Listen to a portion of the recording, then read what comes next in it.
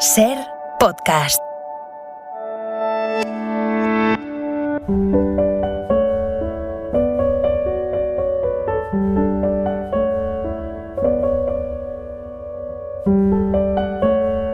Un libro, una hora. Dirigido por Antonio Martínez Asensio. Bienvenidos al podcast de Un libro, una hora. En este episodio os vamos a contar Memorias de Adriano, de Marguerite Yourcenar. Marguerite Yourcenar nació en Bruselas en 1903 y murió en Maine en 1987. Es una autora fundamental del siglo XX. Fue la primera mujer elegida miembro de número de la Academia Francesa, aunque entonces ya pertenecía a la Academia Belga. Es la autora de novelas como Opus Nigrum, Alexis o El Tratado del Inútil Combate o El Tiro de Gracia. También escribió numerosos ensayos, 4 libros de relatos y varios tomos de prosa memorialística. Memorias de Adriano se publicó en 1951. Fue traducida al castellano por Julio Cortázar. Es una novela extraordinaria, llena de belleza, profunda, hermosa y cuenta la vida de un hombre que llegó casi a la sabiduría. Es emocionante e inolvidable. Vamos allá. He ido esta mañana a ver a mi médico Hermógenes, que acaba de regresar a la villa después de un largo viaje por Asia. El examen debía hacerse en ayunas. Habíamos convenido encontrarnos en las primeras horas del día. Me tendí sobre un lecho, luego de despojarme del manto y la túnica. Adriano piensa por primera vez que su cuerpo, ese compañero fiel, ese amigo más seguro y mejor conocido que su alma, ya no es más que un monstruo solapado que acabará por devorar a su amo.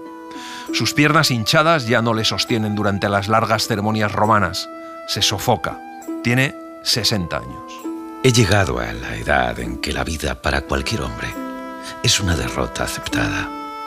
Como el viajero que navega entre las islas del archipiélago ve alzarse al anochecer la bruma luminosa y descubre poco a poco la línea de la costa, así empiezo a percibir el perfil de mi muerte.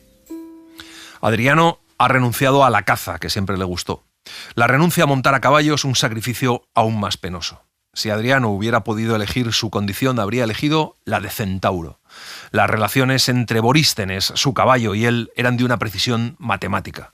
Su caballo le obedecía como a su cerebro, no como a su amo. También ha renunciado a la natación, pero participa todavía de la delicia del nadador acariciado por el agua. De cada arte practicado en su tiempo, extrae ahora un conocimiento que le resarce en parte de los placeres perdidos. Comer demasiado es un vicio romano, pero Adriano fue sobrio, con voluptuosidad. Creí antaño que cierto gusto por la belleza me serviría de virtud, inmunizándome contra las solicitaciones demasiado groseras. Pero me engañaba. El catador de belleza termina por encontrarla en todas partes.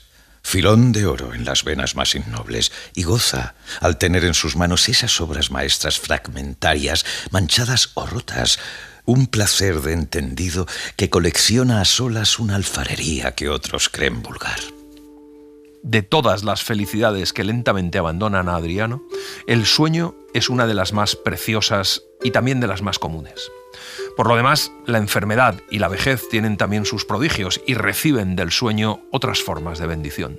A su edad, un breve sopor equivale a los sueños que en otros tiempos abarcaban una semirrevolución de los astros. Si pensamos tan poco en un fenómeno que absorbe por lo menos un tercio de toda la vida, se debe a que hace falta cierta modestia para apreciar sus bondades. El hombre que no duerme se rehúsa con mayor o menor conciencia a confiar en el flujo de las cosas. Comenzada para informarte de los progresos de mi mal, esta carta se ha convertido poco a poco en el esparcimiento de un hombre que ya no tiene la energía necesaria para ocuparse en detalle de los negocios del Estado. Meditación escrita de un enfermo que da audiencia a sus recuerdos. Ahora me propongo más. Tengo intención de contarte mi vida. Las dos fuentes principales para el estudio de la vida y del personaje del emperador que utilizó la autora son el historiador griego Dion Casio, que escribió el capítulo de su historia romana consagrado a Adriano unos 40 años después de la muerte del emperador, y el cronista latino Esparcino, que redactó un siglo más tarde su Vita Adriani, uno de los textos más sólidos de la historia augusta, y su Vita Aelica Esaris, obra menor que nos da una imagen singularmente plausible del hijo adoptivo de Adriano, y que solo parece superficial porque el personaje también lo era. Ambos autores se basan en documentos hoy perdidos, entre otros las memorias publicadas por Adriano con el nombre de Suliberto Flegón, y una recopilación de cartas del emperador reunidas por este último. Mi abuelo Marulino creía en los astros. Aquel anciano demacrado, de rostro amarillento, me concedía el mismo afecto sin ternura, sin signos exteriores y casi sin palabras, que tenía por los animales de su granja, sus tierras, su colección de piedras caídas del cielo. Descendía de una vasta línea de antepasados establecidos en España desde la época de los Escipiones. La familia de Adriano había pertenecido al orden ecuestre. Bajo el reinado de Tito, su abuelo participó modestamente en las actividades públicas. Ignoraba el griego y hablaba el latín con un ronco acento español, pero su espíritu no era completamente inculto.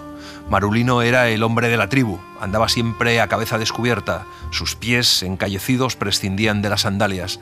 En los días ordinarios, sus ropas se distinguían apenas de las de los viejos mendigos. Tenía fama de brujo y los aldeanos trataban de evitar su mirada, pero gozaba de un singular poder sobre los animales. Lo encontraron una mañana en el bosque de castaños de los confines del dominio, ya frío y picoteado por las aves de presa. Antes de morir había tratado de enseñarme su arte. No tuvo éxito. Mi curiosidad natural saltaba de golpe a las conclusiones sin preocuparse por los detalles complicados y un tanto repugnantes de su ciencia. Pero quedó en mí el gusto por ciertas experiencias peligrosas. El padre de Adriano se llamaba Elio Afer Adriano. Era un hombre abrumado de virtudes. Su vida transcurrió en administraciones sin gloria, carecía de ambición y de alegría, como tantos otros hombres que se van eclipsando de año en año. Había llegado a ocuparse con maniática minucia de las insignificancias a las cuales se dedicaba. La experiencia había desarrollado en él un extraordinario escepticismo sobre los seres humanos. Murió cuando Adriano tenía 12 años. En cuanto a la madre de Adriano, pasó el resto de su vida en una austera viudez y su hijo no volvió a verla desde el día en que partió hacia Roma. La ficción oficial quiere que un emperador romano nazca en Roma, pero nací en Itálica. Más tarde habría de superponer muchas otras regiones del mundo a aquel pequeño país pedregoso. La ficción tiene su lado bueno, prueba que las decisiones del espíritu y la voluntad priman sobre las circunstancias.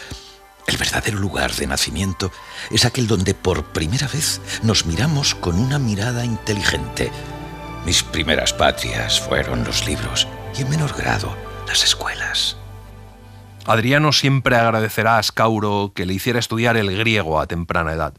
Amó esa lengua por su flexibilidad de cuerpo bien adiestrado, su riqueza de vocabulario donde a cada palabra se siente el contacto directo y variado de las realidades, y porque casi todo lo que los hombres han dicho de mejor lo han dicho en griego.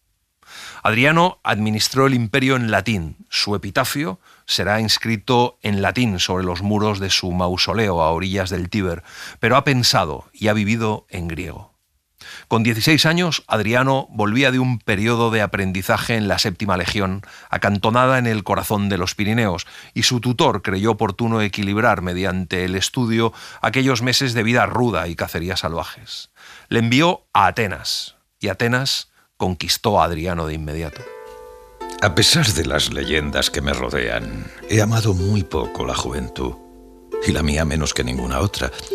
Considerada en sí misma, esa juventud tan alabada se me presenta la mayoría de las veces como una época mal desbastada de la existencia, un periodo opaco e informe, huyente y frágil.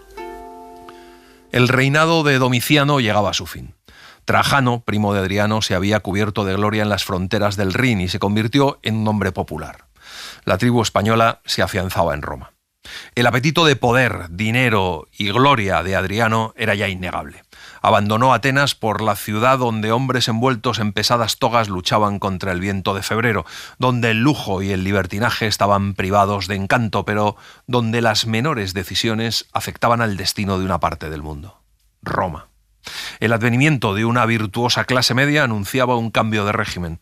El Senado ponía poco a poco la administración en manos de sus protegidos y cerraba el círculo en torno a Domiciano hasta sofocarlo.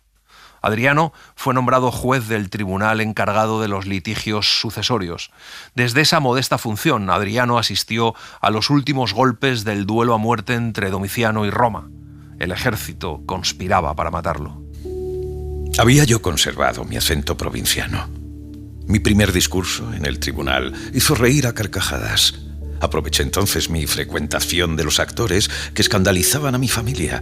Durante largos meses, las lecciones de elocución fueron la más ardua, pero la más deliciosa de mis tareas y el secreto mejor guardado de mi vida.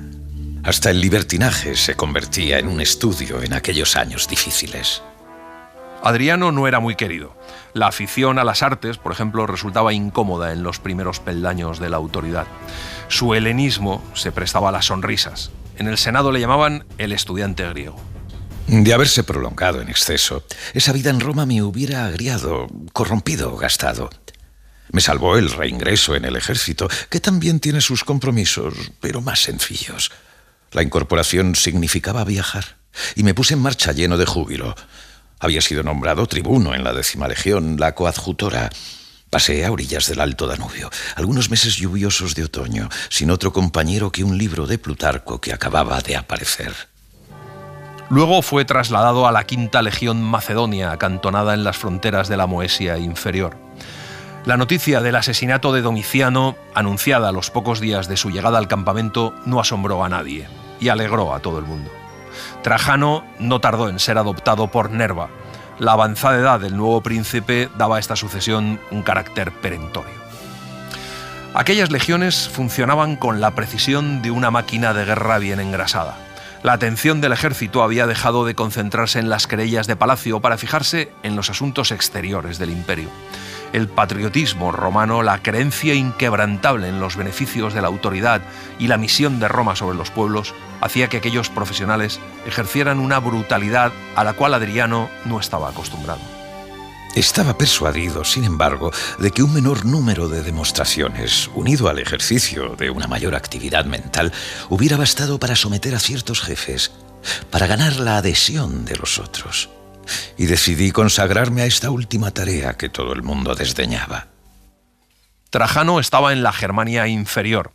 El ejército del Danubio designó a Adriano como portador de sus felicitaciones al nuevo heredero del imperio.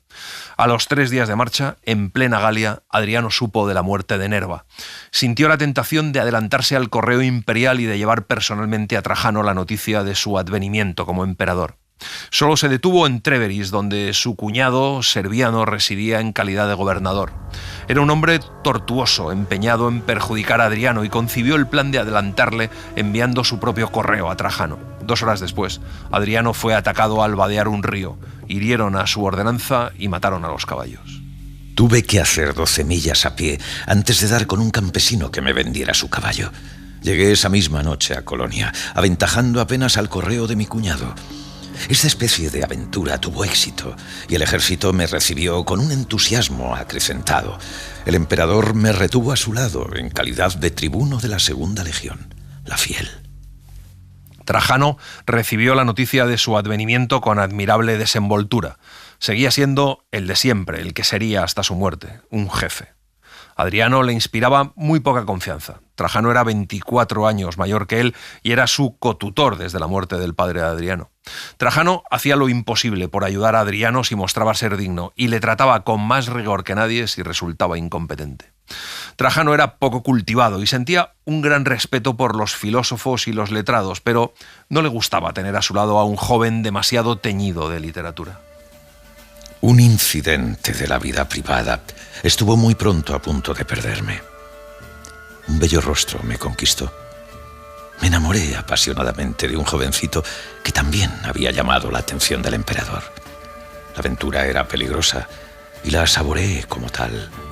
Cierto Galo, secretario de Trajano, que desde hacía mucho se creía en el deber de detallarle mis deudas, nos denunció al emperador. Su irritación fue grande y yo pasé un mal momento. La primera expedición contra los dacios comenzó al año siguiente. Adriano empezó desempeñando puestos secundarios, pero vivió una época de exaltación extraordinaria, debida en parte a la influencia de un pequeño grupo de tenientes que había llevado extraños dioses del fondo de las guarniciones asiáticas, como el culto de Mitra, que en aquel entonces le ayudaron a tolerar la vida. La victoria y la derrota se mezclaban, confundidas, rayos diferentes de la misma luz solar. Adriano sentía que aquellos dacios a los que pisoteaba su caballo no eran muy distintos a él. Al final, cierto número de acciones brillantes que quizá no hubieran llamado la atención en un simple soldado le dieron renombre en Roma y una suerte de gloria en el ejército. Las hazañas militares hubieran podido valerme la enemistad de un hombre menos grande que Trajano, pero el coraje era el único lenguaje que comprendí inmediatamente y cuyas palabras llegaban a su corazón. Acabó por ver en mí un segundo, casi a un hijo, y nada de lo que sucedió más tarde pudo separarnos del todo.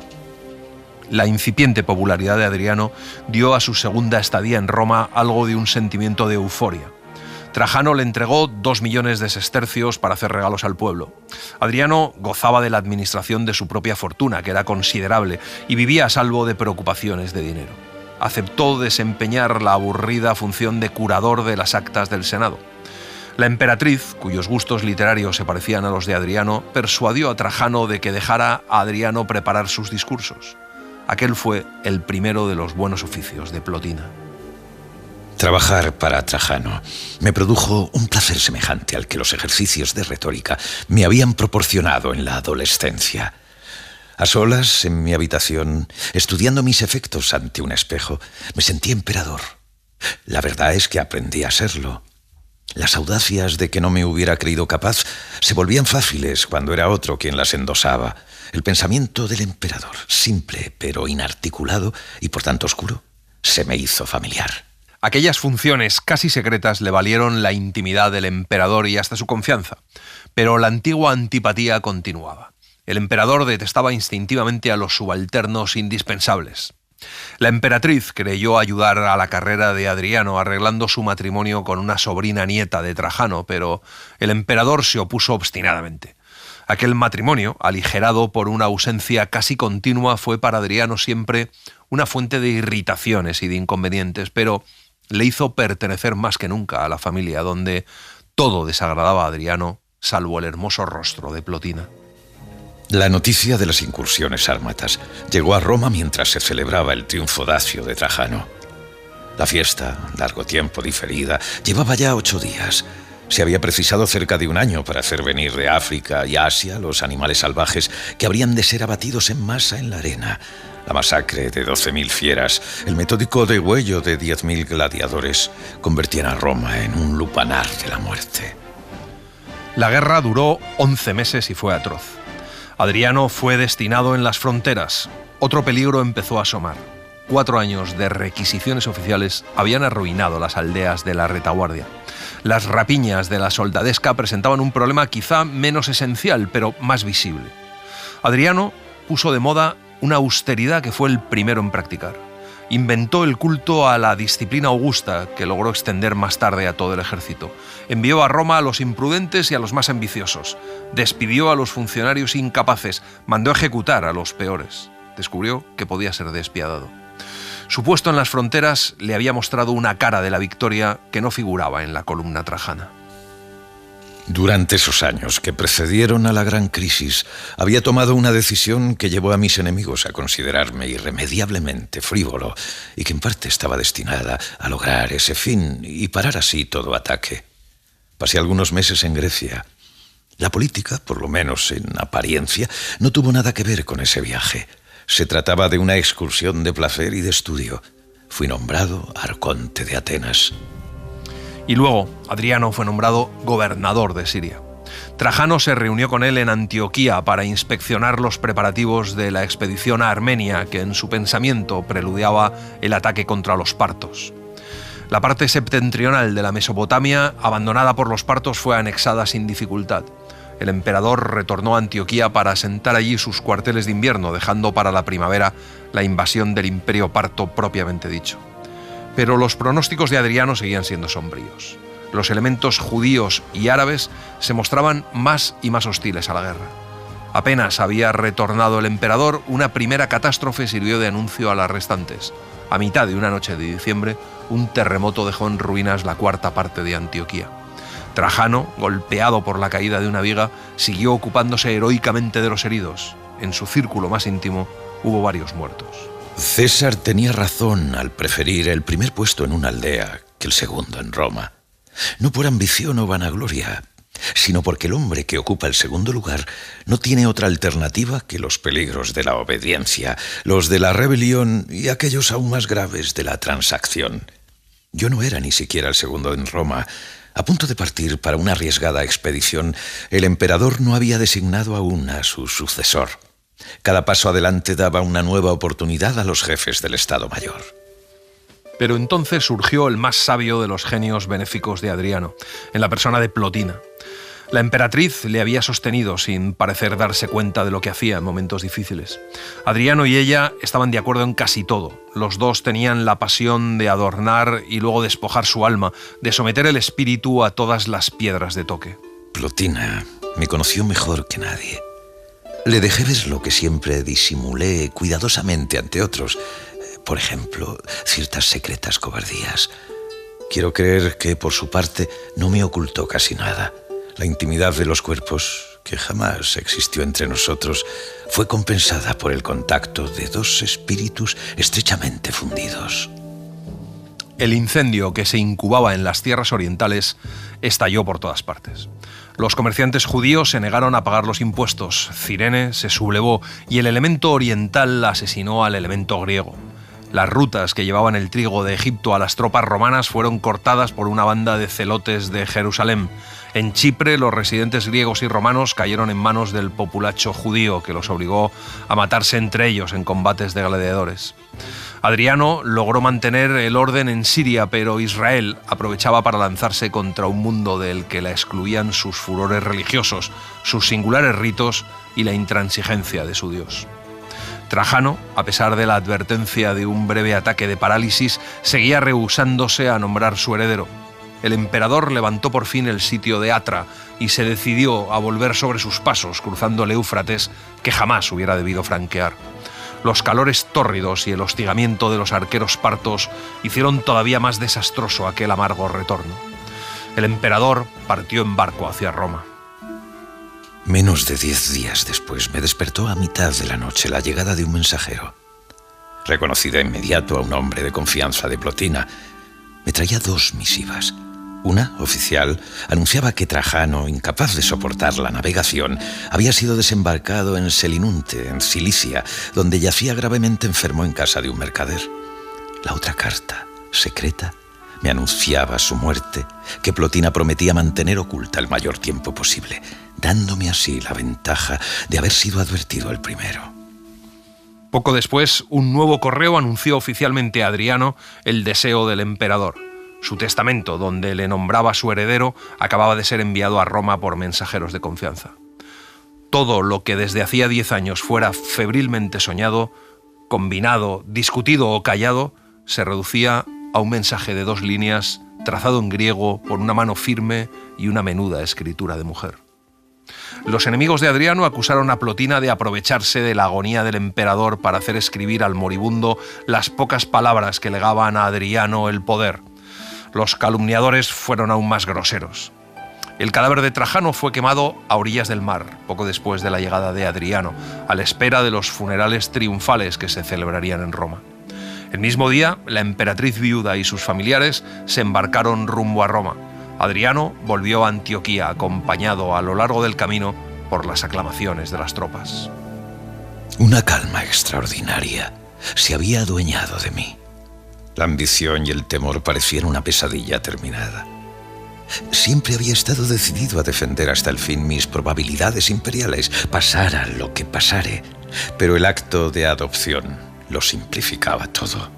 Mi propia vida ya no me preocupaba.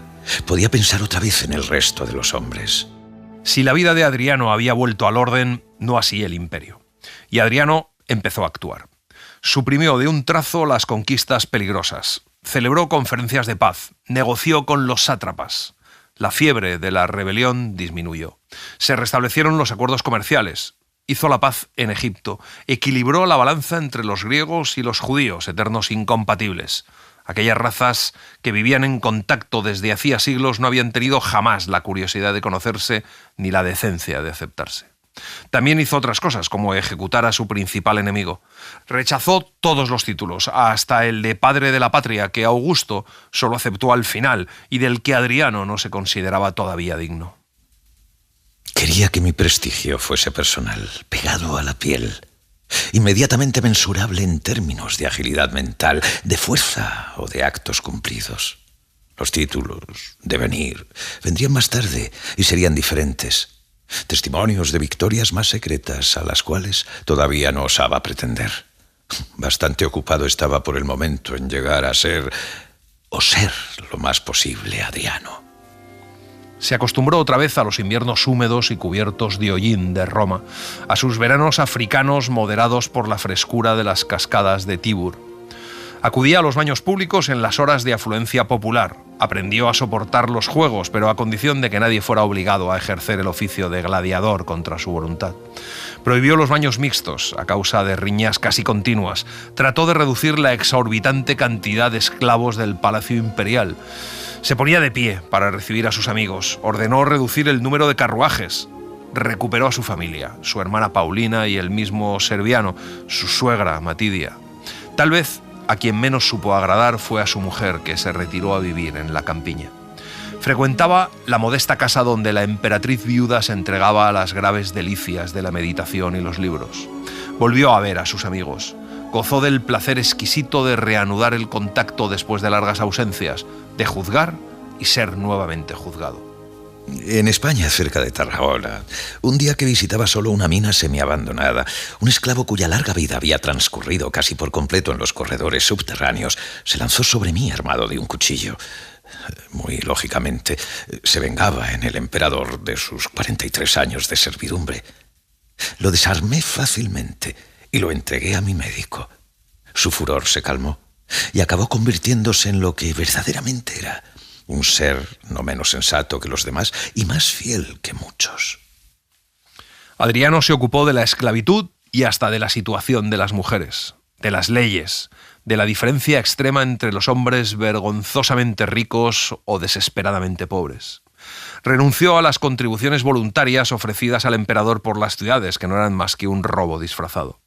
Acabó con el escándalo de las tierras dejadas en barbecho por los grandes propietarios, indiferentes al bien público. Apoyó el comercio y hasta se ocupó de cambiar la forma de pensar del ejército, que consideraba la paz como un periodo de ocio turbulento entre dos combates. Permitió a los soldados que profirieran sus gritos de guerra nacionales y que las órdenes se dieran en su propio idioma. Autorizó las uniones de los veteranos con mujeres bárbaras y legitimó a sus hijos. No vacilaba en regionalizar al ejército. Se esforzó por desarrollar la eficacia técnica de las legiones para que fueran una palanca civilizadora. A lo largo de 20 años de poder, pasé 12 sin domicilio fijo. Ocupaba sucesivamente los palacios de los mercaderes asiáticos, las discretas casas griegas, las hermosas villas provistas de baños y caloríferos de los residentes romanos de la Galia, las chozas o las granjas. Seguía prefiriendo la liviana tienda, la arquitectura de tela y de cuerdas. A cada uno su senda y también su meta, su ambición, su gusto más secreto y su más claro ideal. El de Adriano estaba encerrado en la palabra belleza, tan difícil de definir, y se sentía responsable de la belleza del mundo.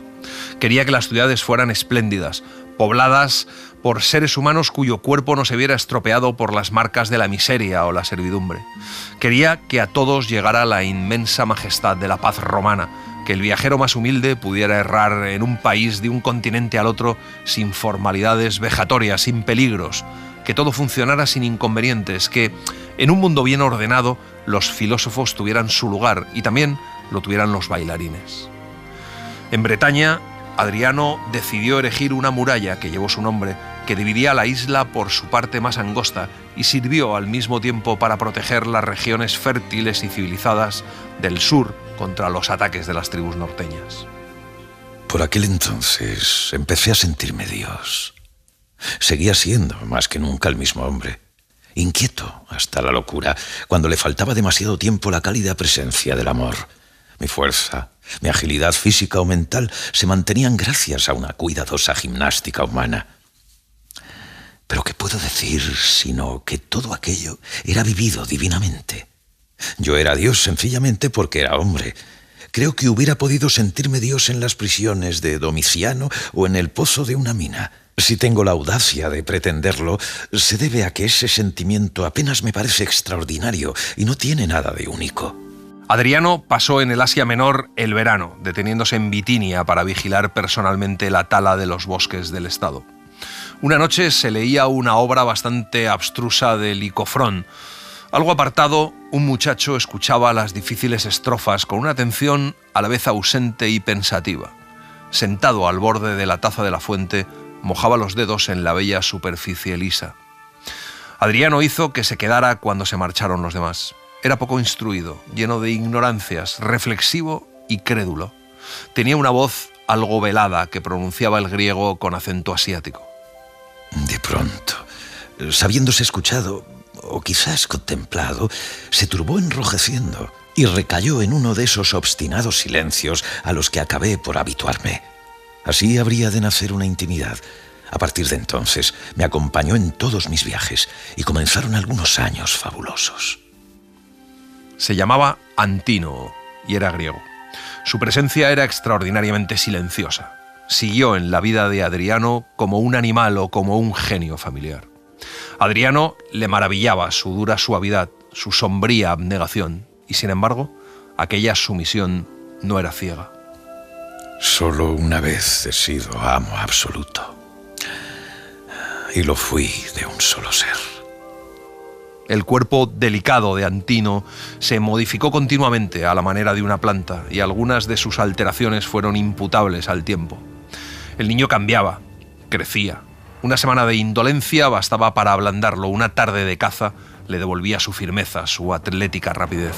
Una hora de sol lo hacía pasar del color del jazmín al de la miel. Cuando considero estos años, creo encontrar en ellos la edad de oro. Todo era fácil. Los esfuerzos de antaño se veían recompensados por una facilidad casi divina. Aquella aventura, tan trivial en su comienzo, enriquecía, pero también simplificaba la vida de Adriano. El porvenir dejó de importarle. Dejó de hacer preguntas a los oráculos. Releyó a los poetas. Algunos le parecieron mejores que antes y la mayoría peores. Escribió versos que le dieron la impresión de ser menos insuficientes que de costumbre. Viajaron por Bitinia, atravesaron el Bósforo, visitaron las guarniciones del Danubio y volvieron a Grecia por el norte. Adriano llevó a Antínoo a la Arcadia de sus antepasados. Los Juegos Ístmicos se celebraron en Acaya, con un esplendor que no se veía desde antiguos tiempos. Las cacerías les llevaron al valle de Helicón, hicieron alto al borde de la fuente de Narciso, junto al santuario del amor. Adriano se instaló en Atenas como un hombre que vuelve a su hogar. En aquella época ponía yo en acendrar mi felicidad, en saborearla y también en juzgarla. Esa constante atención que siempre concedía a los menores detalles de mis actos.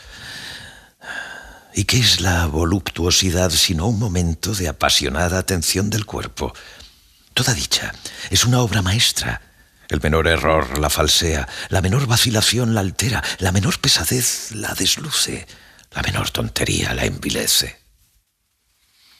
Entonces murió Plotina, la única amiga de Adriano, que asistió en persona a las ceremonias de la apoteosis y, contrariando los usos imperiales, llevó luto durante 9 días. La muerte, en realidad, no cambió gran cosa. La emperatriz seguía siendo para Adriano un espíritu, un pensamiento al cual estaba unido. En Roma, algunas de las grandes construcciones llegaban a su término. A Adriano le obsesionaba la idea de construir un templo a todos los dioses, un panteón. Había elegido el emplazamiento sobre los restos de los antiguos baños públicos ofrecidos al pueblo romano por Agripa. Del viejo edificio no quedaba más que un pórtico y la placa de mármol que fue cuidadosamente reinstalada en el frontón del nuevo templo. La luz fue cambiando poco a poco. Desde hacía 2 años, el paso del tiempo se marcaba en los progresos de una juventud que se formaba, dorándose, ascendiendo a su cenit. La voz grave se habituaba a gritar órdenes a los pilotos y a los monteros.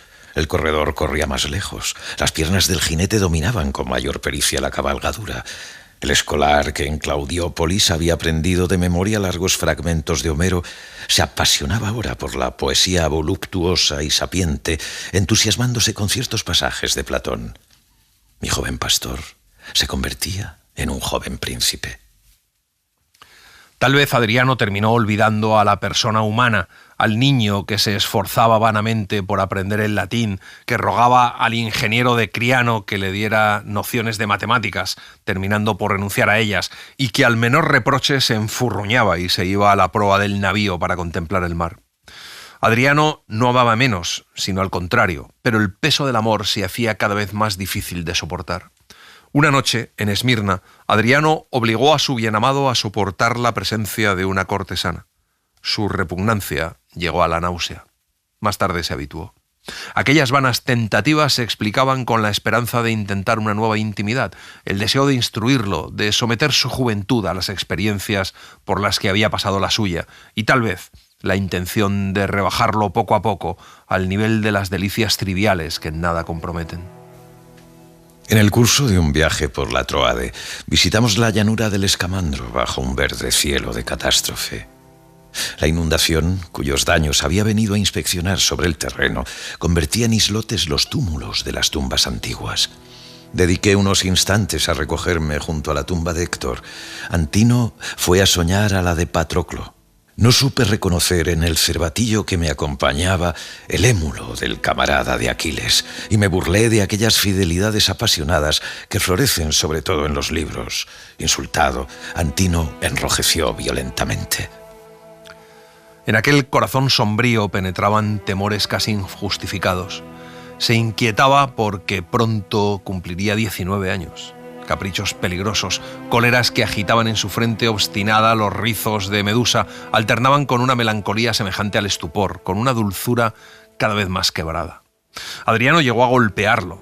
Antino lo miraba con ojos espantados, pero el ídolo abofeteado seguía siendo el ídolo, y comenzaban los sacrificios expiatorios. Pocos días antes de partir de Antioquía, fui, como antaño, a sacrificar a la cima del monte Casio. La ascensión se cumplió de noche. Como en el Etna, solo llevé conmigo a un reducido número de amigos capaces de subir a pie firme. Mi objeto no era tan solo cumplir un rito propiciatorio en aquel santuario más sagrado que otros. Quería ver otra vez desde lo alto el fenómeno de la aurora, prodigio cotidiano que jamás he podido contemplar sin un secreto grito de alegría. Una tormenta estalló a un centenar de pasos de la cumbre. Los sacerdotes habían preparado un altar para el sacrificio, pero en el momento de cumplirse un rayo mató al mismo tiempo al victimario y a la víctima. Antino temblaba, no de terror, sino bajo la influencia de un pensamiento que Adriano comprendió más tarde. Espantado ante la idea de la decadencia, es decir, de la vejez, se había prometido que moriría a la primera señal de declinación, y quizá antes. Ello explicaba su total indiferencia a todo futuro. El rayo del monte Casio le mostró una salida. La muerte podía convertirse en un supremo servir, un último don, el único que le quedaba. La iluminación de la aurora fue poca cosa al lado de la sonrisa que se alzó en aquel rostro conmovido. Hicimos alto en Jerusalén. Allí, sobre el terreno, estudié el proyecto de una nueva ciudad que tenía intención de construir en el emplazamiento de la ciudad judía arrasada por Tito. Estos proyectos indignaron a la población judía. Aquellos desheredados preferían sus ruinas a una gran ciudad donde tendrían todas las ventajas del dinero, el saber y los placeres. Un mes más tarde llegamos a Pelusio, donde me ocupé de restaurar la tumba de Pompeyo. Nuestra llegada a Alejandría se cumplió discretamente. Cuando las distracciones de Alejandría empezaron a agotarse, Flegón, que conocía todas las curiosidades locales, propuso visitar a una maga. Aquella proxeneta de lo invisible habitaba en Cánope. Acudieron de noche, en barca, siguiendo el canal de aguas espesas. La casa de la maga estaba en la parte más sórdida de aquella ciudad de placer. La maga les esperaba, parecía competente. Sus predicciones fueron siniestras. Dificultades de toda suerte, trastornos políticos, intrigas palaciegas y enfermedades graves. Propuso un sacrificio mágico. Necesitaba que la víctima hubiera pertenecido a Adriano. Lo más conveniente era un pájaro, así que Antino ofreció su halcón. El viaje para ir a buscarlo duró 2 horas. El ave fue sacrificada y metida en un sarcófago lleno de sustancias aromáticas que la maga enterró al borde del canal. Cuando volvieron, soplaba un viento extrañamente frío. Antino, tendido en el fondo de la barca, había apoyado la cabeza en mis rodillas. Fingía dormir.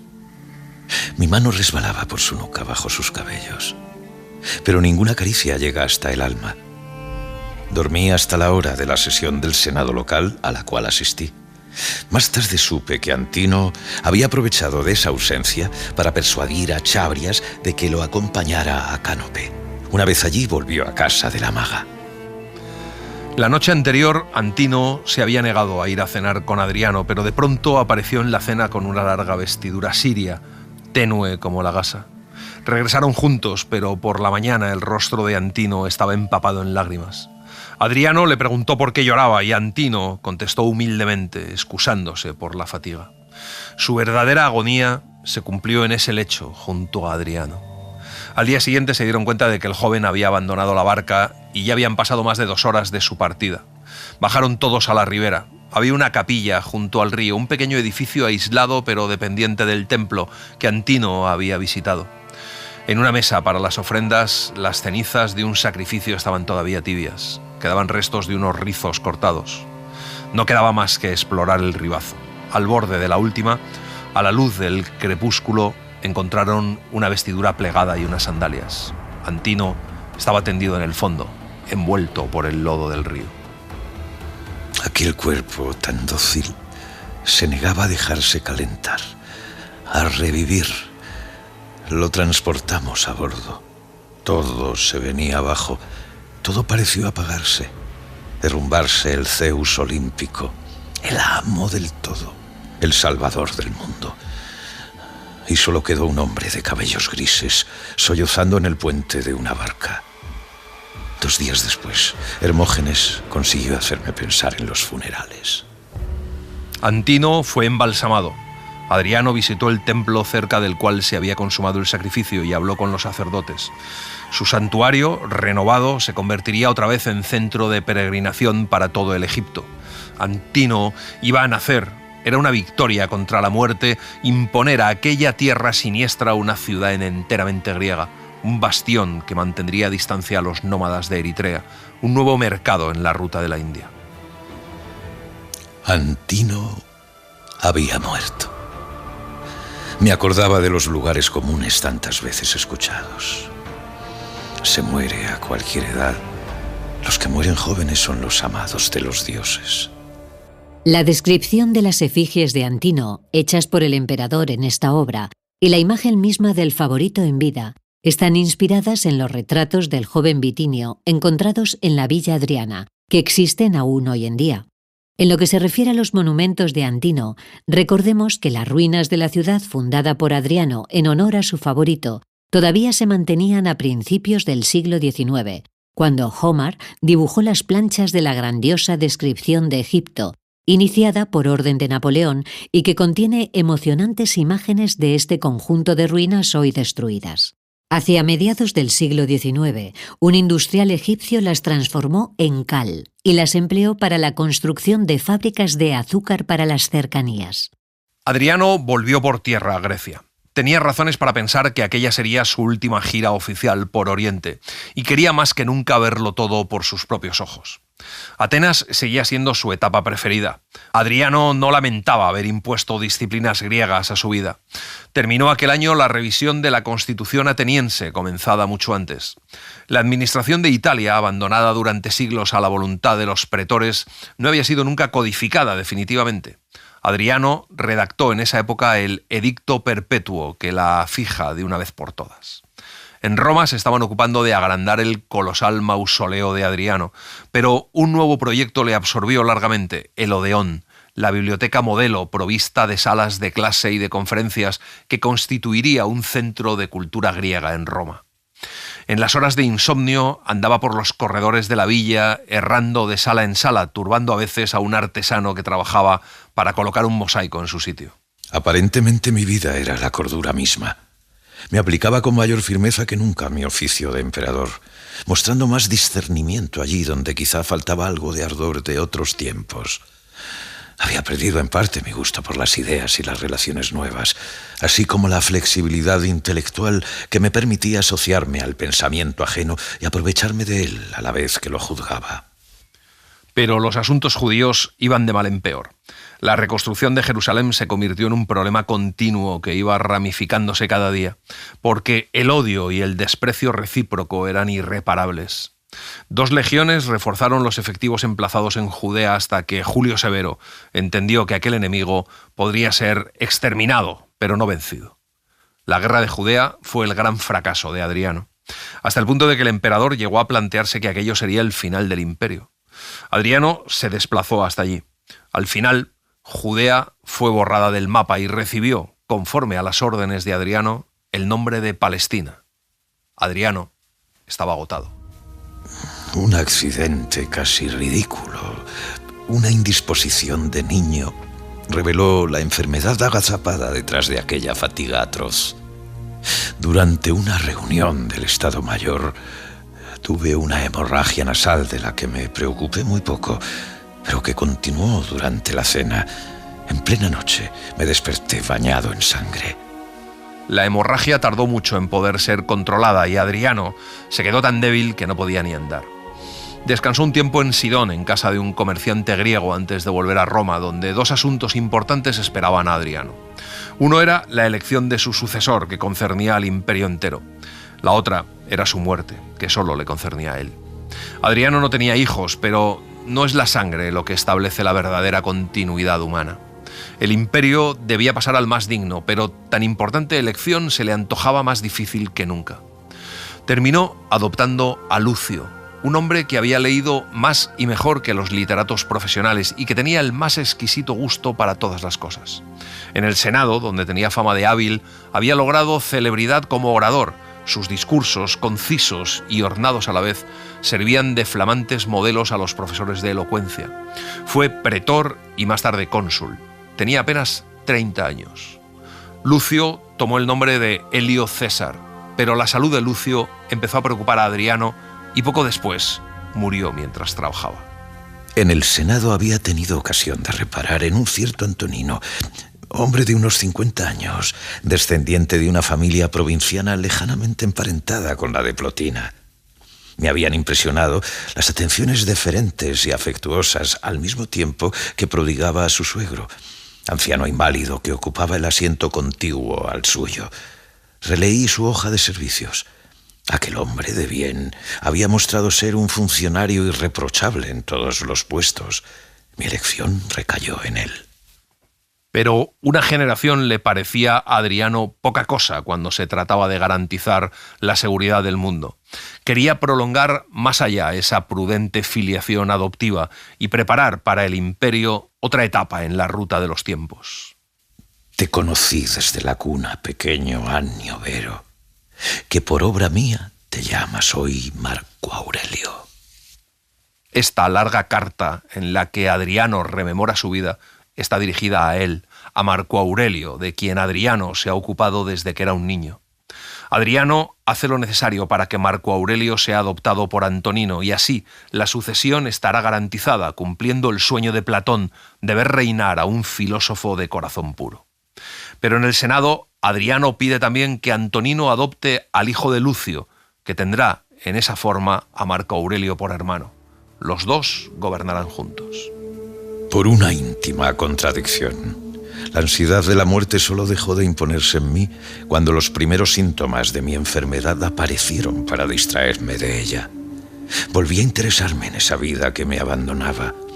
En los jardines de Sidón deseé apasionadamente gozar de mi cuerpo algunos años más.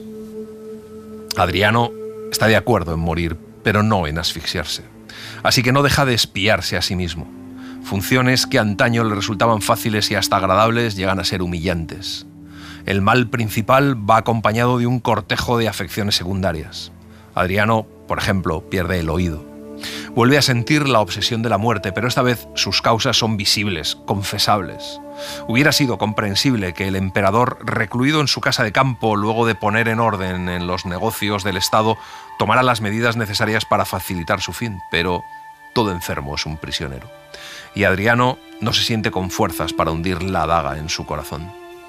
La existencia me ha dado mucho, o por lo menos he sabido extraer mucho de ella.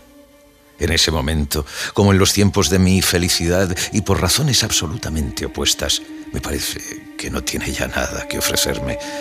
Y sin embargo, no estoy seguro de que nada me queda por aprender de ella. Escucharé sus secretas instrucciones hasta el fin.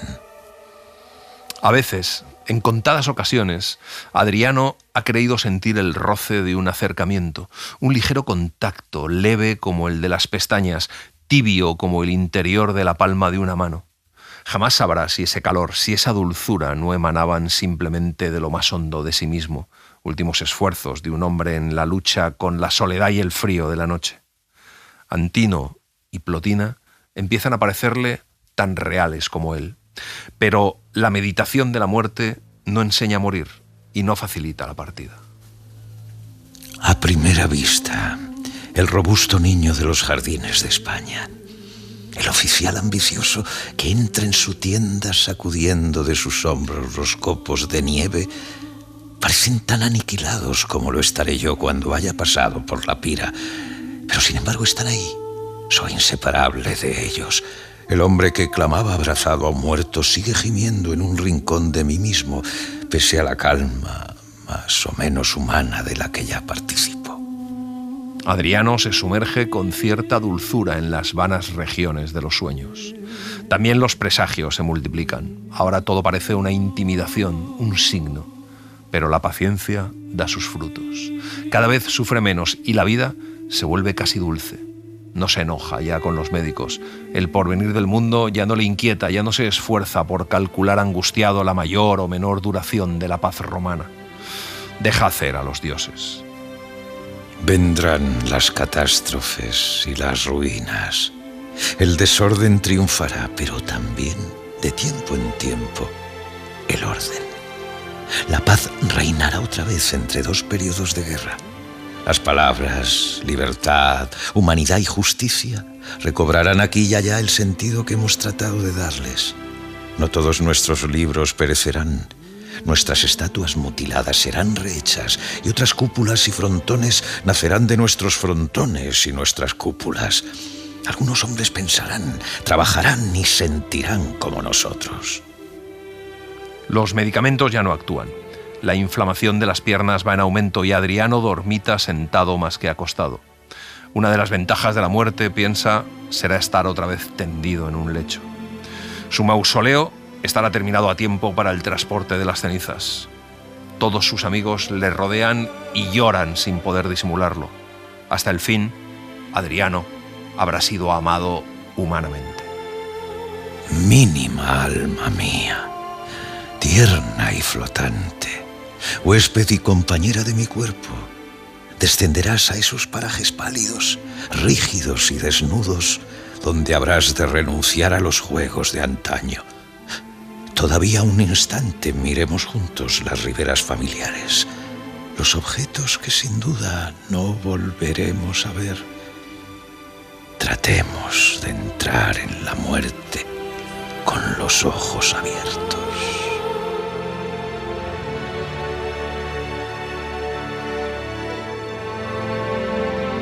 Y así les hemos contado Memorias de Adriano, de Marguerite Yourcenar. Hemos seguido la edición de la editorial Edasa, con traducción de Julio Cortázar. Gracias por estar ahí y gracias por leer. Un libro, una hora, en la cadena SER.